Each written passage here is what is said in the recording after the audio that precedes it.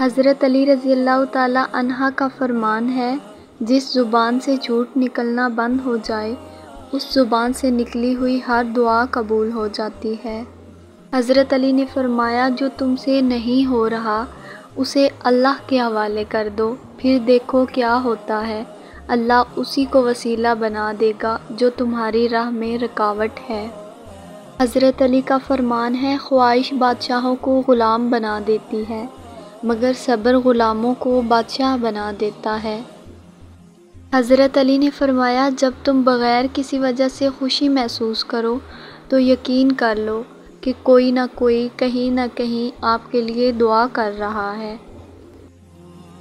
حضرت علی رضی اللہ تعالیٰ عنہ نے فرمایا، جو ذات رات کو درختوں پر بیٹھے پرندوں کو نیند میں گرنے نہیں دیتی، وہ ذات انسان کو کیسے بے یار و مددگار چھوڑ سکتی ہے۔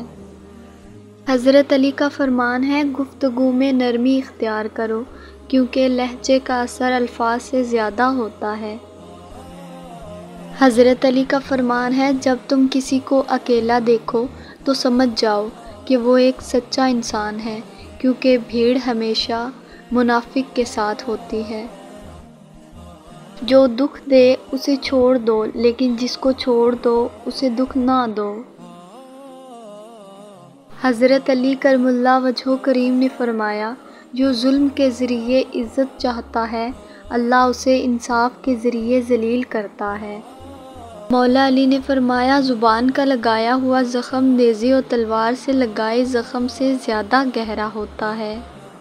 حضرت علی نے فرمایا، اگر اللہ نے تمہارے دل میں کچھ ڈالا ہے اور تمہیں دعا مانگنے کی توفیق دی ہے تو یقین رکھو نصیب میں بھی وہی ڈالے گا انشاءاللہ۔